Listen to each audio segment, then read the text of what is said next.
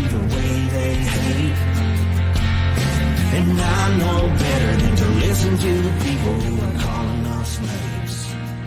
I can feel the sunlight shining. Well, good morning, everyone. My name's Brian, and today is Tuesday, June 18th, 2024, and this is episode 722 of the Lots Project podcast, and it's titled It's a Wrap. I'll be chatting about finishing up the shed project, takeaways from that whole experience, what's next for our site, and then a Delinquents Gully update and whatever else we get into today. First, let's grab that cup of coffee, head on over into the live chat, see who's hanging out in the coffee crew, and spend an hour chatting. Good morning, good morning, good morning. K-bonking early, grabbing some Brian's Blend, brewing it up. Good morning to you. Mike's Homestead, thanks for stopping in. Pip, good morning, humans, and good morning to Pip also. Rewilder Life, good morning to you. Hanging Laundry, good morning. Been a while, thanks for stopping in. Let me get that vibration off on the phone.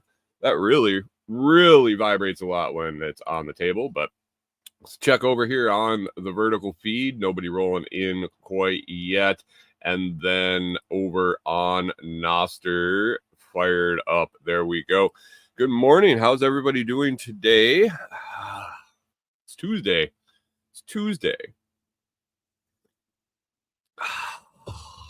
I need some of that. It was a long day yesterday. Weather was on the thermometer less by a good probably 7-8 degrees than Sunday, but man, it felt a ton warmer. The humidity was through the roof, and I'm glad I only had about a half a day to finish things up out on the shed project. But first of all, guys, what's in the cup today? I finished that light Ethiopian yesterday, and threw the rest in my Bob jar, and the Bob jar is definitely full enough for a press now, but I skipped that because I broke into a very special bag this morning that I found up in the cupboard when I pulled out the next bag. Monsooned Malabar in the press today. Kind of hanging a little bit here to see if Scramblin' shows up. I found a description of the Monsoon Malabar that I want to read. It's a newer coffee to me. It's something that Brian brought in.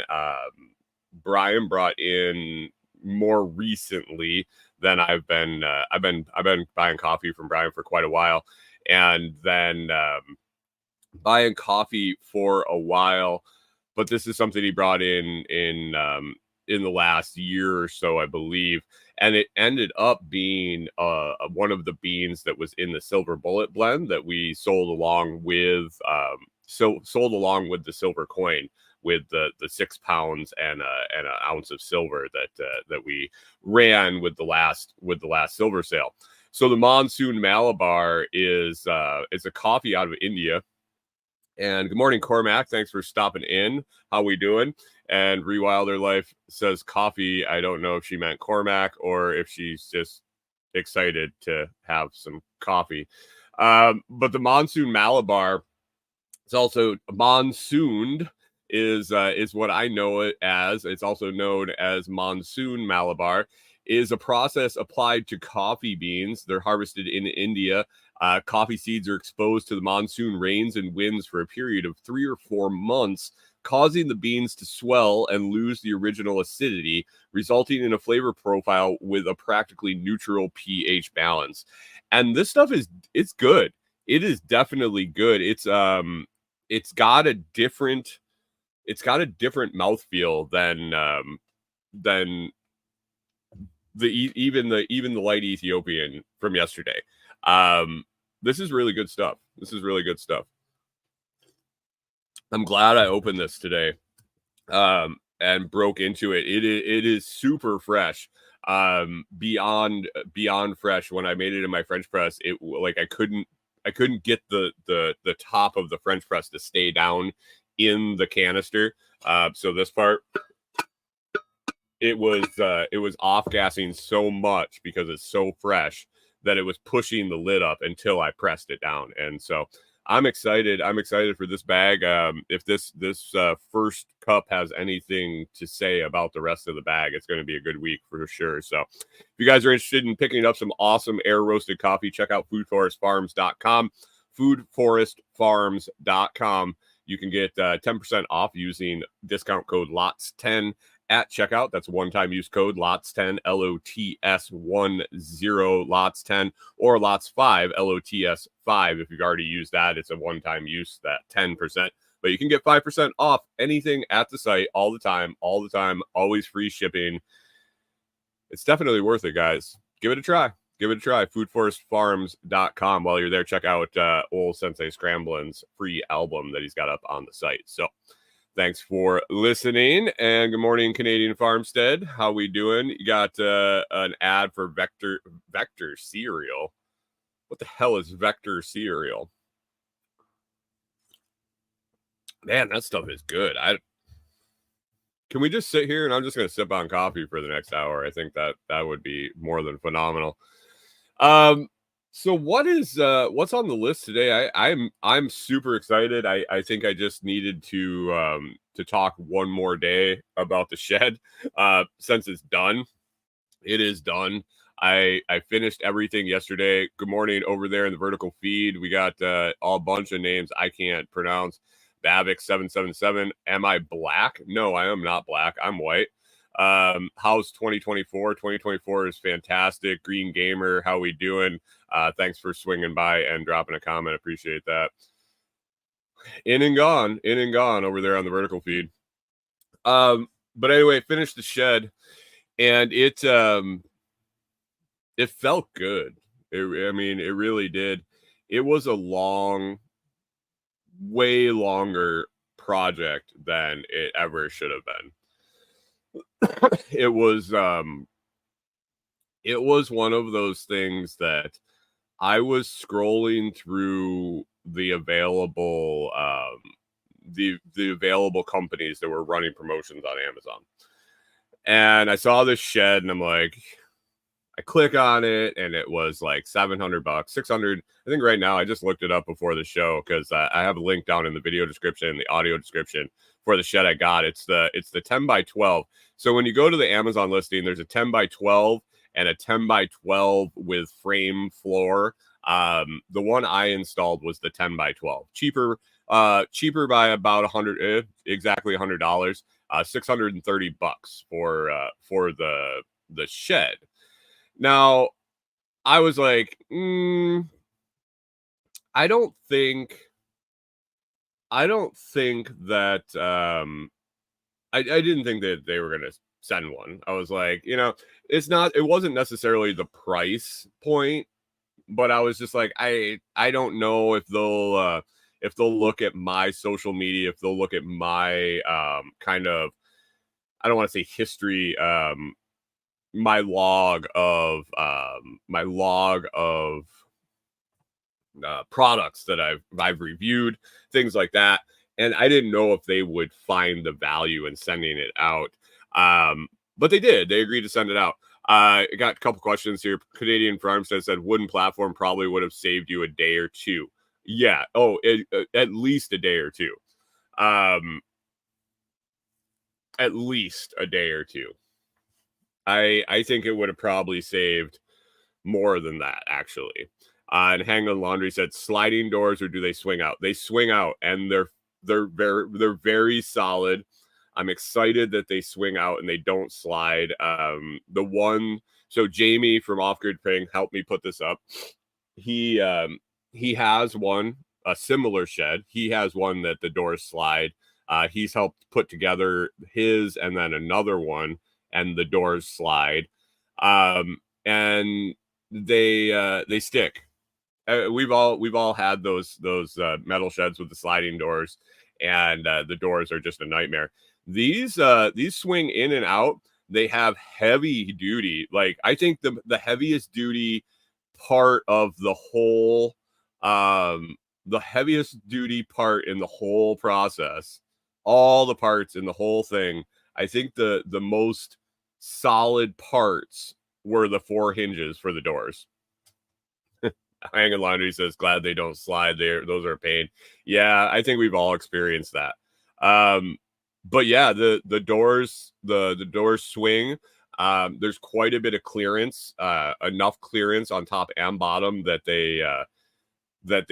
I don't think even if it shifts, it could shift quite a bit. The frame could shift quite a bit and the doors would still clear. I have a feeling like that was the one thing I was going to be concerned about with the swinging doors is with the metal frame being it's just a metal frame. Like I can physically slide the shed a little bit if I needed to adjust it. And I was worried that frame would go out of square, but it seems pretty solid. And like I said, the hinges are the hinges are really, really heavy duty. I kind of was like, man, I would have liked some of these on some of the doors in my house. But yeah, I'm excited. So the shed is less expensive than the models that Jamie's worked with. From his feedback, he said it was easier to put up. And he wasn't sure necessarily if it was because it was the third one he did, but it really felt like the holes lined up better. That the pieces were more manageable size. He said that the side panels were smaller or narrower, I guess.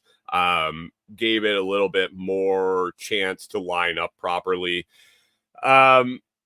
Yeah, he said that he thought it was a better product. This one had windows. This one has vents on the front and the back in the peaks. It has skylight panels, which I'll talk about in a second because I'm back and forth on those at the moment. So I'm kind of upset about the skylight panels. But anyway, it got done. Good morning, Kazam Kitten. Hi and bye to you also. Thanks for stopping while you're around. Yeah. So got it finished. I'm excited. That's the first. It's the first of several structures that are going to be going up in that site. And I was posting it over in Toolman Tim's group over on Telegram because he had asked what people did for the weekend, and that was my whole weekend and then into Monday. And somebody asked, are we going to use that for one of the tiny house kind of like cabin rentals?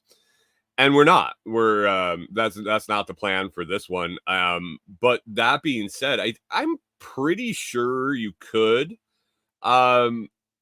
It's 10 by 12. It's small. It would be big enough. Being inside it, it would be big enough for a cot and a table. I think if you were going to go out for a weekend by yourself, maybe a couple people, it'd be fine. It would be fine for sure. 120 square feet isn't a whole lot by any means. I think it would get hot, very hot. It's black, so it's indirect sun. When the sun beats on it, it gets hot. That was one of the struggles with putting it together was the panels got almost too hot to pick up when you'd lay them out. Even when we would lay them out with the lighter side up, those metal panels sitting in the sun just got ridiculously hot. Hunter, I'm not sure if I said good morning to you. Thanks for popping in over on Twitch. I saw that pop in there. Yeah. So as far as installation, it went as smooth as I had expected. The foundation decision was horrible. Like Canadian Farmstead says, wooden platform. When we got the shed, when the company decided to send it out, I said, this is great. It's coming in 3 huge boxes. They're going to be about 100 pounds a piece. Where am I going to put this thing? So I talked to Tim. He said that I could put it anywhere I wanted on the property. It's it's so I started thinking. I was like, where do I want to put it? Where is a nice level spot to put it? I kind of resigned to the fact that we were going to put it down by the nursery. We hadn't really picked a final spot for where we were going to be, and nothing was cleared. Even if we had picked, I think we might have picked a spot. We didn't have any place cleared. We didn't have a flat spot. We didn't have a site prepped. And I was like, well, I'll just put it in the nursery there at the property. And so I started reading the instructions. I started reading the Amazon description, things like that. And it turned out that this thing isn't supposed to go directly on the ground. It's not meant to go on the ground. And that's what I had always been around, like growing up, and I don't know if the ones that I was around were meant to be that way, if that they were just put that way. But basically you found a flat spot in the grass, you cut the grass down really low, and you built the shed on the ground. Or you took the sod out and you put it in, and you tamped down the dirt and you put it on the dirt. So that was my experience with this type of shed. Well, I read on the stuff that it wasn't supposed to go on the ground. I was like, all right, well, I'm gonna have to prep the ground some way. K-Bonk says, could you flip the panels so the white is outside? No. They won't line up that way. The way they're corrugated and the way they overlap, I don't think it would work. I mean, could it work? Probably.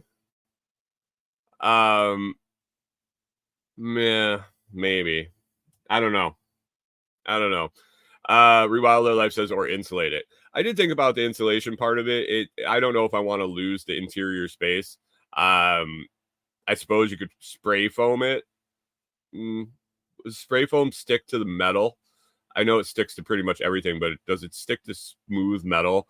And I don't know if I want to lose another couple inches putting insulation on the inside. Maybe tape some up. I don't know.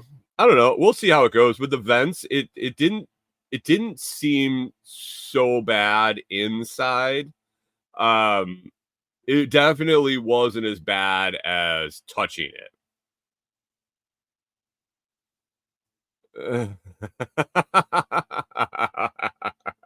Hunter says yes, it can stick to metal. Okay. Canadian Farmstead says just cover it in Rachel's government thought stealing protection.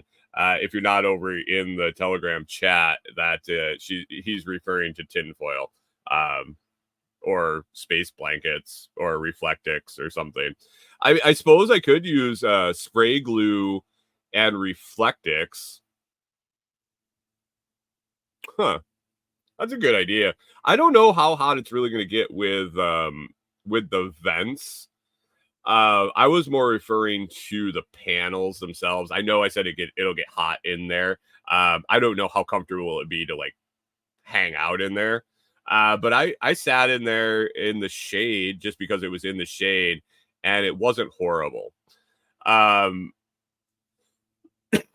Rewilder Life says grow vines up it in summer that die back in the winter. There's a lot of plans for around the shed. So back to the site prep. I talked to her. I said, "Hey Corey, you got this shed coming?" She's like, "Well, that could be the first structure up on up at our site." I was like, "That's a great idea. That is a fantastic idea." We also have another I guess temporary structure. Another temporary type structure that we'll put up, a soft-sided garage. I'll talk about in a little bit. But we got up there and we found some what we thought were flat spots. We kind of scoped out the area that we had picked for our cabin, kind of visualized where the cabin was going to be, visualized where we would think we would put the shed. Hunter says, on a side note, I need you to type /mod Hunter. I wonder, will that Hunter? Do you know if that will work? That will work. Let me see. We're gonna do some Twitch experiment here live, guys. Is that all one word, Hunter / mod Hunter 7, or is that separate words? Sorry, guys. Trying to do some Twitch stuff here on the fly. Let me know if that works, Hunter. If it's different, I will only send it to Twitch next time. Whoops, I forgot to do that. Oh, and it didn't work. It didn't work. It went everywhere except for Twitch, and Twitch is like no commands from the general StreamYard chat. I'll have to dig into that, Hunter. I'll get it done at some point. I have to figure out how to log into my Twitch and all of that stuff. Like I said, I don't really. I just send it there from StreamYard. I don't actually go on there. So I appreciate it. I will. I'll put that on my list to get taken care of and get you hooked up. Gotcha. He says it's easier to clean up the bots when he has mod powers, which is great. Because they've started to they've definitely started to pick up in the last couple of weeks. I see. All right. So Rachel says she has plans to do that at the house around the coops. We need the best. We need the best in winter. Okay. So we picked the spots. We cleared them. There were a couple trees that we wanted to drop and make the spots a little bigger. There's several trees around the site that we need to drop, but observing the way they were leaning, we took down the ones that were in danger of falling on the shed or the garage if we got them up, just for time factor. So I wasn't out lumberjacking when I could have been building the shed and stuff like that. So made some educated decisions, dropped a couple trees, cleared out the spot. And oh, the heat in the winter. Yes, I got you there. And so we dropped the trees, cleared the ground, cleared the brush, cleared all the blackberries and everything out of the way, weeded it down. And and I talked to Corey about what kind of base we wanted to put down. And it was basically about a half an hour discussion where we said, we could get cinder blocks. We could make a cinder block foundation around the outside. We could build a platform. That's something that Jamie did with his shed. We could just build like a floor joist platform, just a little stage, and set it on top of there, level the platform, sink the platform into the ground, whatever we needed to do. We looked at prices, and we looked at prices of lumber. We looked at prices of the materials to build the platform to do the block. And it really came down to the fact that cost. It was cost. So this was a free shed, which is great. This isn't the type of shed I would ever think to buy if I was going to put a shed up on the property we're gonna do. I would just build a small shed. It would be more expensive, unless I found reclaimed materials, this, that, or the other thing. But when you got a shed coming, you might as well just make it happen. And so we were looking at the things. Canadian Farm says I've made so much extra work for myself by saving money. Right. And so the materials to do the cinder block base were about $100. The materials to do a platform were over 300. I think they were pushing more like 400. So 4x the cost. And which would have been, 3/4 of the cost of the shed itself if I bought the shed. So we'd be looking at over $1,000 for this metal shed. It is what it is. It is what it is. I definitely made the wrong call. I should have just used I just should have just made the wooden platform. I would suggest that. If you have, our site wasn't as level as we thought when we were looking at it.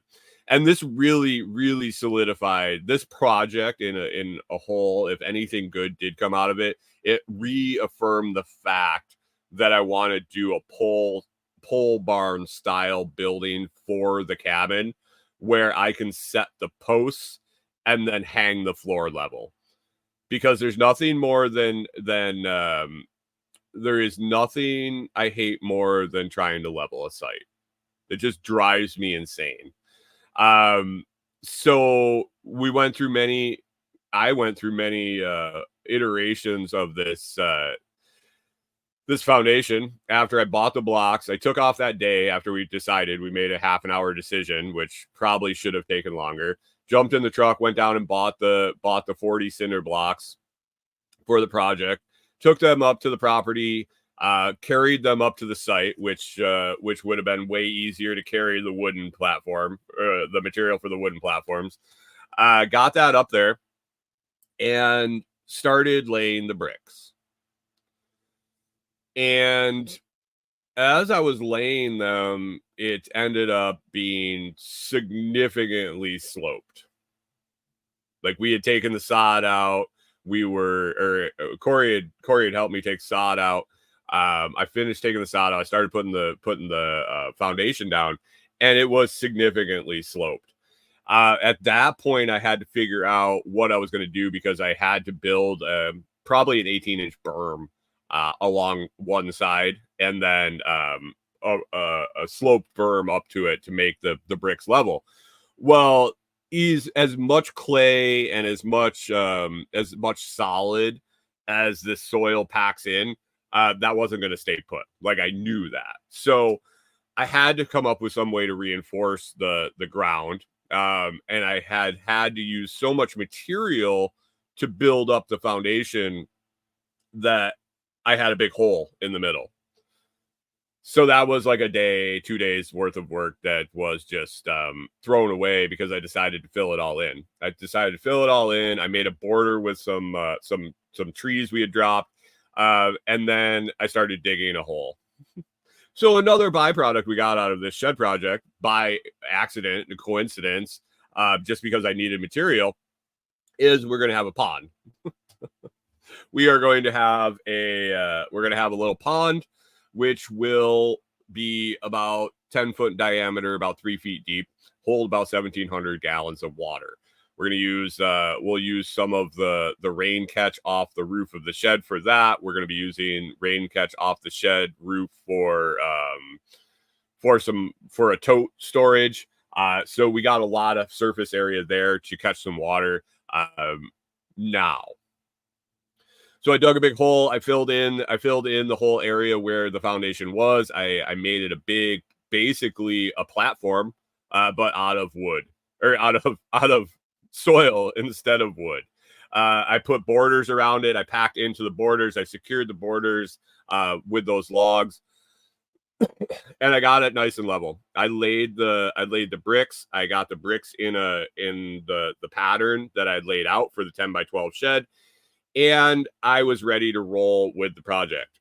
I got all the parts out. Corey went through all the parts and made sure that they were all there, because that's what they suggest when you open the instructions. And I put the frame together. Well, it turned out,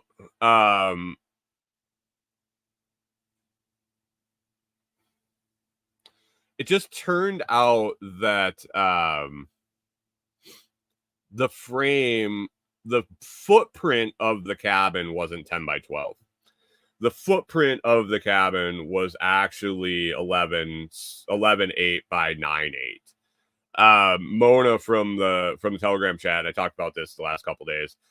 Mona suggested that it might be the roof overhang that actually makes it 10 by 12, and she was spot on. She nailed it there.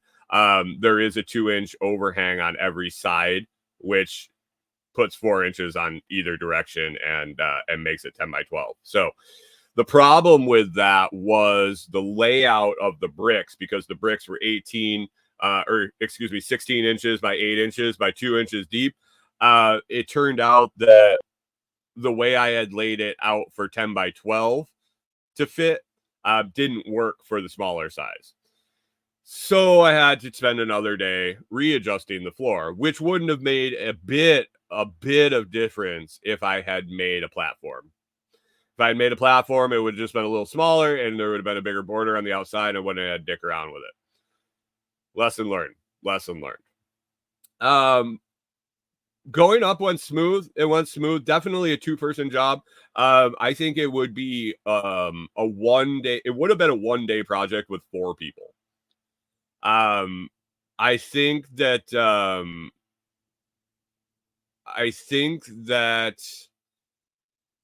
it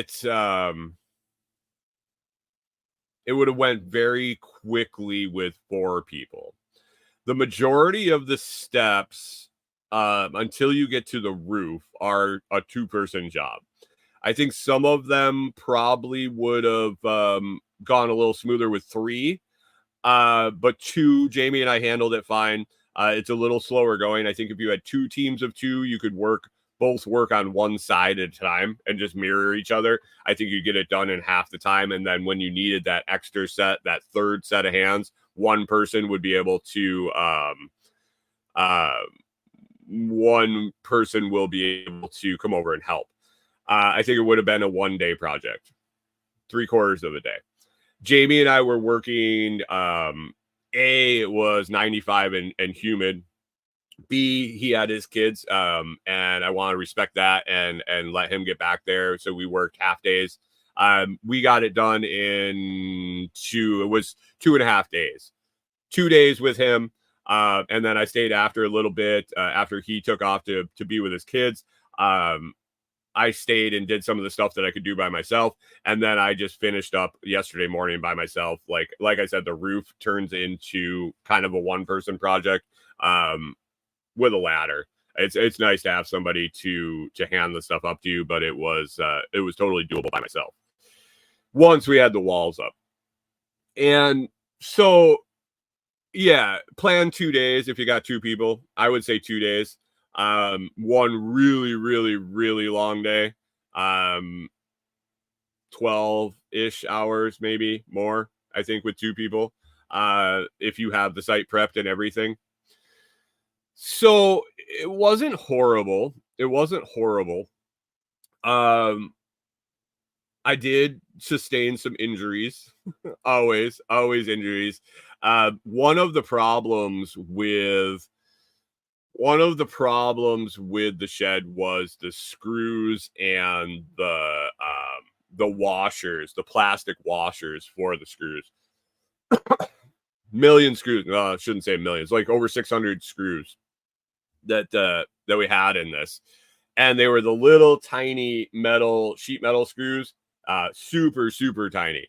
And then they each had a plastic washer. Oh, hold on. I'm going to star that, K-Bonk. Hold on. I will get to that in just a second. So they had these plastic washers, and the washers came in sheets, kind of like blow molded sheets, probably, where it was a little frame, and then it had a dozen of the little washers in there with the little tabs in between them, kind of like plastic parts for a model, where you got to like peel them out, you push them, and they all rip out, and then you got to pull all the little washers apart. Yeah, my fingers are sore from doing that. My fingers are sore from picking up all the tiny screws and the points pushing into my thumb. It reminds me of when I was working on the gas pumps with all the tiny little screws, over and over repetition, grabbing. Yeah, my fingertips are super sore. One drill I missed. I didn't miss, actually. I was just not expecting it to go through the metal so fast. And I nailed my cuticle with the tip of the drill. not the drill bit, but like the chuck of the drill slammed into my cuticle, which didn't work very well. It's pretty sore, and one cut, basically because I couldn't wear gloves. I couldn't wear gloves and still pick up the tiny screws. And that was a lot of the crux of the issue working outside in Minnesota in the winter on the gas pumps was you couldn't wear gloves and pick up the tiny screws. Good morning, John Palmer. How's it going? Atlas Earth ad today and Temu. Oh, I've been getting a lot of Temu ads here and there, and it's intriguing to me. K-Bonk asked real quick, what's up with Homestead Apprentice? It's on indefinite hold. It turned out that the sponsorship fell through for the program. So they ended up putting it on hold indefinitely. I don't know if it'll ever happen, but yeah, it was a go. There were a lot of sponsors that were in verbally, and then when it came time to write checks, they all said, yeah, no. So didn't happen.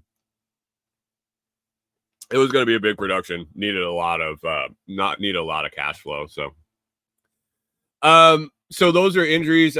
Getting back up on the ladder, working on a ladder, up and down, up and down, up and down. It's been a while. It was something that I had to do quite a bit in my last job, but it's been 2 years. I was definitely feeling it. I definitely remembered how sore your feet get and how sore your legs get running a job on a ladder, especially a job on the ladder that on non-concrete or level floors, like out in the dirt. So always balancing, always tipping and things like that. So that was not bad. John Palmer called me an old man. Nice. It's just it's new. It's different muscles that haven't been working for sure. I definitely noticed that. The doors yesterday were super easy. They're very solid. Like I said, the hinges are probably the most solid parts in the whole shed, and the doors themselves really solid. Really, looking at the way they design them and the pieces they use to put them together, I think the doors will probably outlast the shed. I think that the doors are probably the most solid thing on there. I mentioned yesterday that I had one panel that everything got out of square coming across the roof on the one side, and it definitely was the sunroof panels being a slightly different type of panel, slightly different size, that they didn't pre-drill the holes, whatever it was. The two sunroof panels through the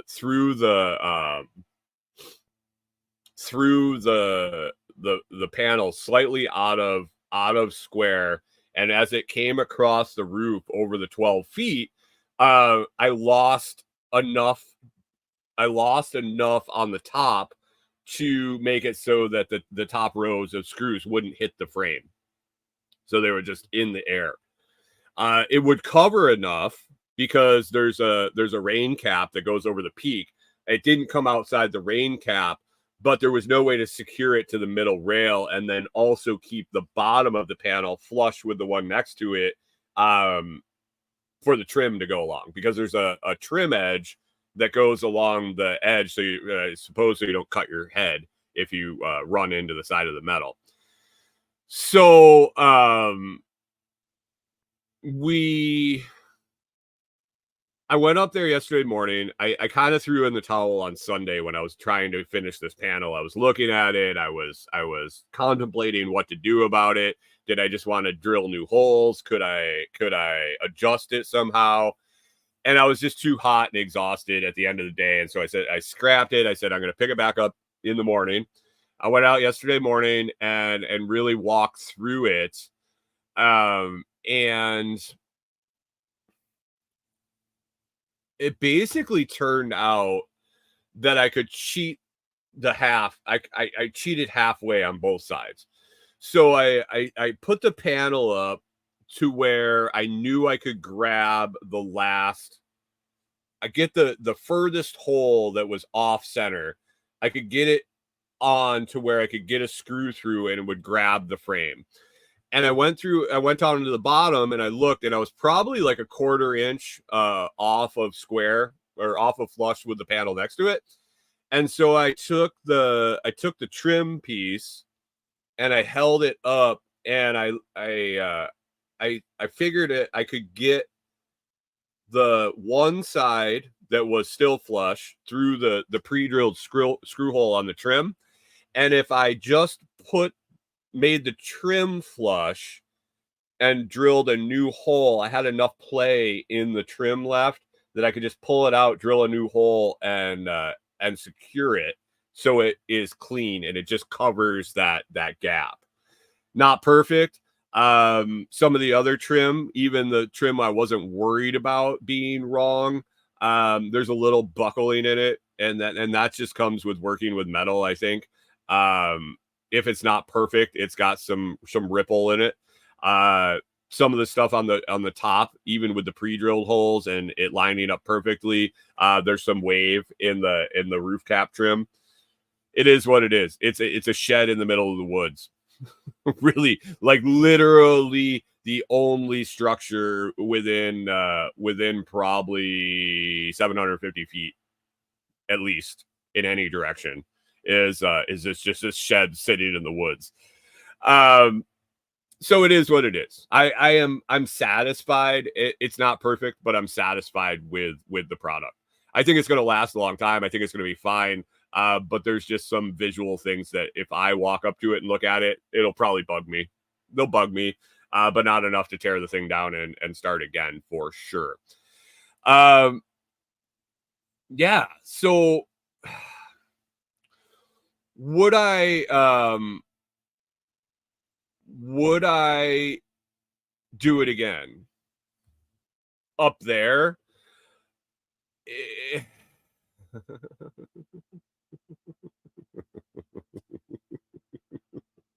Canadian Farm said, "Is that the rule? I have nothing else around me within 750 feet." I was just like, literally, it's a shed in the woods, and there's no other anything. It's just woods. there's no other structures. There's no other nothing. I guess there's a water tote sitting there too. Soon to be more structures, soon to be a cabin and all that, but right now it's just a shed in the woods. Would I do that again? I probably wouldn't. Rewiler Life says it'll hold the stuff that I need it to. It will, and it will. And that's the thing. And I talked about it yesterday. It accelerates everything. Having a lot of the stuff that we were hauling around in the back of the truck, things that are kind of stored under the camper, things that we don't really want to leave if we're going to go out and stay there for an extended period of time or a weekend or anything. We can move things out there. It makes us more mobile. It makes us mobile with the ability to put materials in the back of the truck that we're going to need. So that's what it is. Canadian Farmstead says, if you build a shed in the woods and no one sees it, does it have to be perfect? No, it doesn't, but I'll be seeing it, and Corey will be seeing it, and we'll have people coming to the property that'll be seeing it. And it's just it's a thing with me. It's a me thing. I know it. Like, I know that this shed's going to be perfectly functioning. I might have to seal the screw holes. I know that just happens. That's a part of these metal sheds and how they go together. And I do have one hole that it was an oopsie hole that when I had to drill the holes through the sunlight panel or the skylight panels, the drill popped through and it went through the backer panel I was using. And so I just have a random hole in the roof. So I got plenty of sealer being in an RV, so I can go and seal that hole, and then I have to pretty much hunt and peck and see if there's any other screw holes and just and seal them up. So it is what it is. It is what it is. We have a camping rug that we put on the inside because I didn't do a platform. That's another reason for a platform is the floor. Our floor was dirt, but we have one of those outdoor camping rugs that I pulled in there, and it looks pretty nice. It looks pretty nice. I think it'll be a nice floor for it. I think it'll be a nice functioning shed. We'll get a lot of use out of it, a lot of multi uses out of it, I imagine. I don't know if I would ever do another one like that up on that spot. But I don't think they're horrible, super horrible to put together. I think with lessons learned from putting it together, I probably would skip the skylight panels. And that's another reason I should have had an extra panel and not had to use the one with the hole in it. But yeah, I made a whoopsie on that side too, and had a couple extra panels with extra overlaps. So I ended up having to use the extra panel that would have been left over instead of taking the whole roof off again. But there was no visual difference in the oopsie I made there, so that's nice. It is what it is.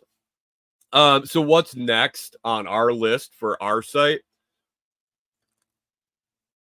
Well, my list right now is to clear a spot for our 12 by 20 canvas garage, like soft side garage, pole style or post tube style.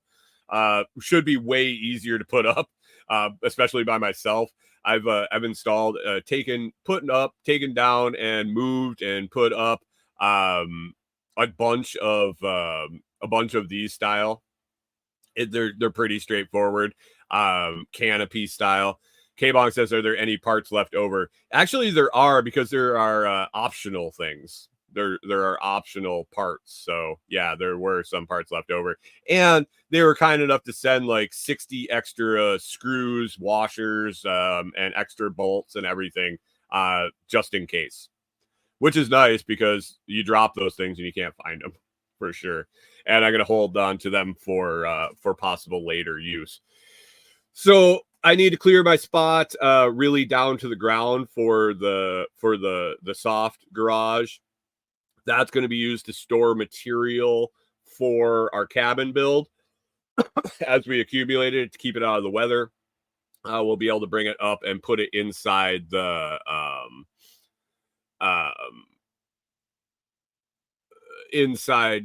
we'll be able to put the material inside there to keep it out of the weather while we accumulate enough to do each phase of the cabin build. I also have a bunch of trees I have to drop. I have a bunch of brush to clear out and really get everything knocked down to the ground, so we can start moving forward with the cabin build. So first things first, getting that site cleared for the canvas shed or garage or whatever the hell it's called. Grab the instructions out of the box for that. We already have it. The box is up on site, and just got to put it together. And then clearing, and then start rolling forward with the cabin project. So that's exciting. That is definitely exciting.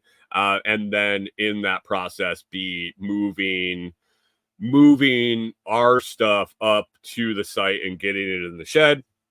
We're also working on getting the ability to stay out there for the weekend. Worked out with Tim to be able to stay in his cabin that he has. We're going to be able to bring our portable AC out there that we picked up to keep the dogs comfortable and us comfortable. And I've been doing a little insulating in the cabin. And soon, I don't know if it'll be this weekend, possibly the next weekend, we'll be heading out to spend the weekend out at the property and get a bunch more work done. So that's going to accelerate everything we're doing. And then speaking of Delinquents Gully, a little update there. That is the main property. So if you don't know, if you haven't heard or listened to my interview with Tim or our conversation, it really wasn't an interview. We just had a conversation about kind of what we're doing and our deal. And I mentioned it on the show before, but basically Tim has 15 acres here in Tennessee. He's in Canada. He can only live here. He can only be here for half the year. or actually half the year minus 1 day. And so I started working on the property for him, helping him keep up with things when he wasn't in town, helping him prep things for when he was in town, and when he was here, helping him work on things. As we've worked together, we really get along. We work well together. We're kind of on the same page with a lot of things, and we needed a place to build a home base. And so Tim and I and Corey and Becky worked out a deal where I'm working for him. I'm doing maintenance on his property. I'm doing projects on his property. We're setting up revenue streams on his property while he's not here. I'm helping him while he's here. And in exchange for that, we are putting credit towards a part of the property. So we're going to be acquiring 2 acres of the back, or 2 acres of the 15 that he has. And in the end of this whole project, and not really that far into it, we'll own 2 of the acres and be managing the 15 as far as any business ventures, maintenance, just general caretaker, project manager type of role. So that's exciting. So what I got going on that side of the project is lots of trail maintenance. We have a growing amount of groomed trails for hiking. We'll be cutting more in. We want to be able to navigate the whole property, let people that come out there to stay or come to events or things like that have plenty of place to easily wander on groomed trails. It's a lot of weed eating. We're also installing a perennial nursery and kind of a growing experiment. I don't want to call it experiment, but just like a propagation area where we're going to be using that to seed plants for the rest of the 15 acres. We'll be selling plants out of there. We're going to kind of do some permaculture guilds. Carrie Brown's helping a lot with Carrie Brown's helping a lot with the design of the nursery, but I got a lot of clearing to do. We're opening it up. I'm going to be dropping some trees to get some more full sun area, some more light penetration in there, while leaving still some full shade and partial shade areas. So it's exciting. There's a little creek that runs through that area. So that's on the list. I think this week and next week is basically getting caught up with trail maintenance. I kind of I put off working towards Tim's stuff to get a jump start on this shed to really accelerate our time there. So I got to get back. I got trails to knock down today, and then the nursery expansion, because Carrie's going to be coming out here in July. I want that kind of all cleared out and ready for us to kind of walk through it together and get his opinion on what we want to do. So that's kind of the progress. Tim's cabin has some work to do, and his area that his kind of like living space around the cabin has some clear out and some things to do there. And we will be prepping sites for people to stay for fall work days and community day. That'll be in the works, and that's something that obviously I'll be planning and helping Tim plan and Becky, and we'll be figuring that out. But a minimum of 2 work days and a community day coming up this fall before SRF. So if you want to stay on site, we'll have plenty of camping, and I don't think we'll probably be building another cabin that day, but we won't have another cabin to stay in, I don't think, by the time the workdays show up. That's probably going to be one of the workday projects. Just FYI, if you want to learn how to build a little pop-up cabin, you can be on site and you can help participate in that. But yeah, it's an exciting project. It's really, I think it's really, it's a really holistic project that, it works well. It works well. We have a ton of different avenues we can pursue. We can pursue them all slowly or quickly. It doesn't matter. Nothing's going anywhere. Nothing's an emergency, and it's gonna be great. I'm excited. I'm excited, and I'm excited in the end to be my buddy's neighbor. Tim and I have become pretty close friends over the years, and we enjoy spending time together.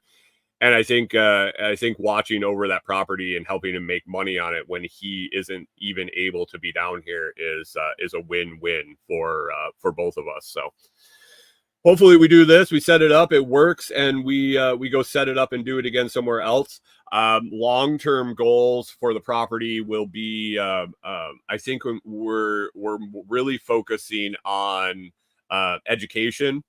The things we set up, we want to do workshops. We want to do get-togethers where we show what we're doing, how we're doing it.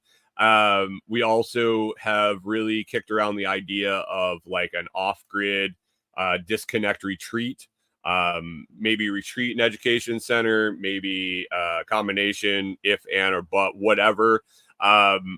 Digital detox. There is no cell phone service there as of now. So it would be really easy to do some digital detox retreat type of things. So it's just a matter of getting infrastructure in. It's a matter of getting infrastructure in, and yeah, working hard on it. And I think as we get to be able to spend more time out there, the work really goes faster, because currently I'm about a half an hour away, just about a half an hour drive one way from being at the property. So it kills an hour a day. It really kills an hour a day. And then once you go home, you're done. So you can only spend so much time there in a day before you need to leave. And being able to go out and stay there and be on site, and then eventually when we move to our cabin, when it gets built, and be there all the time, that's when the work really accelerates. So slowly, then all at once. Slowly, then all at once, for sure. Yeah, that's kind of all I had on the list. If you guys are interested in that shed I got, if you want to check it out on Amazon, you can definitely scroll down in the video description and the audio description. Click on the link. Like I said, the one that I put up is the 10 by 12. It's not the 10 by 12 the 10 by 12 with frame floor. I'm not sure what that one is. I can't speak to how it goes up, or if it's better, if it's worth the extra $100. I just don't know, because I've never seen it. I've never worked with it. But the 10 by 12 is definitely worth it, with a few adjustments from what I did. I do have to make some videos about it. I plan on making a walk around review video. I plan on to Mike Homestead said, do I need a pond liner for the pond I dug? I do. I actually need a 20 by 20 pond liner.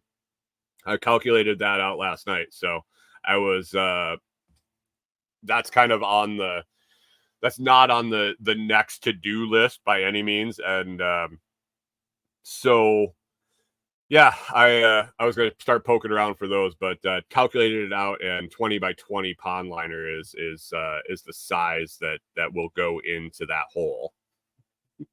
And that's going to be a really cool project. That's going to be a fun project. That was a byproduct of just needing material. And it also, yeah, K-Bong says frame floor has dimensions on the website. And you know what? I think the other one does too. Just the fact that I didn't order it myself. Like literally, I didn't look at the Amazon listing until the other day. There was really no reason to. I contacted them through a totally separate portal on Amazon, and we wrote back in a chat message. I gave them my address, and they sent it. I really never, I never even looked at I never even looked at the listing until later, and then I was like, oh yeah. I guess if I had bought this and I was looking at Mike's Homestead says, I bought a 20 by 25 Beaver for $14 on Amazon Sunday, had a $6 coupon. How thick is that, Mike? How thick of a material was it? 20 mil? Okay, I was looking at the 20 mil, I was looking at the 48 mil. And some of those 48 mil, 48 mil were like, for a 20 by 20 were like $500. I was like, holy shit. Holy shit. Yeah, I don't think I'm gonna need to get I don't think I'm gonna have to have something that thick. It's a lot of clay, and if I dig back the roots and really smooth it, I don't think I'm gonna have a lot of intrusion. It's all dead roots and no rock. So I don't know how much puncture resistant I need. For $14, yeah. Mike says for $14, I thought I'd try it. Yeah, for sure. For sure. Especially when the 20 by 20 I was looking at was 400 or 500. I was like, yeah, I might have to reach out to these guys and see if they need somebody to do an install video or something. Yeah, K-Bog was wondering, can you upgrade to 40 mil for 18 or for $28? Or you could double layer it, I suppose. Then if the bottom layer gets punctured, man, if you had some really clean fill, you could probably put the 20 mil down, smooth the pond interior, make sure there's no roots or rocks, lay the 20 mil, and then have clean clay fill, and lay that down in between, and lay your then lay your other 20 down. I don't know. Interesting. Yeah, Rachel says for $14, just double it. Replacement covers. Yeah. Yeah. Yeah. Should be good. I'm excited. For this week. Not sure what we're gonna go to next tomorrow on the show. I do have a new conspiracy. I found a new conspiracy guy on TikTok that's pretty interesting. I'm not sure if I want to save it till Friday, if we're just rolling with it tomorrow. It depends on what pops into my head today while I'm out working. But this guy hooked me with his Scooby-Doo conspiracy theory, which was pretty fascinating. So I definitely gave him a follow. I'm going to dig into more of what he's got going on. It should be interesting. Mike says it would only give you the $6 coupon once. Going to order another today if I can use the coupon again. Cool. Interesting. I'll check that out. I will definitely have to check that out because we'll need a liner in that pond. Every Wilder Life loves the conspiracy shows. Conspiracy shows and animal shows are the favorites around here. So I haven't found an animal quite as interesting as the koala yet. So we're not going to move on. Did you say something? Never mind. Anyway, guys, we're going to wrap it up. Going to get out of here today. I got a bunch of work to do and then dinner with friends tonight. So I appreciate all of you listening. If you enjoyed the show, it's always free to hit that like, thumb, share, and subscribe. To return value for value, please consider joining one of the YouTube membership tiers or listen on any value for value platform like Podverse or Fountain.fm. Visit thelostproject.com or comfreyroots.com for information about me, partner companies, discount codes, and all of that at comfreyroots.com. You can use Share the Love now through the end of June for buy one, get one free on Comfrey Root packages. Other than that, it's Tuesday. Let's roll through Tuesday. Let's get through it. Hunter says Jack over at TSP, the Survival Podcast, has a discount with Beaver. Anyway, It's Tuesday. Make it a great Tuesday. Make it through the day. Have an awesome one, and we'll catch up back with you on Hump Day.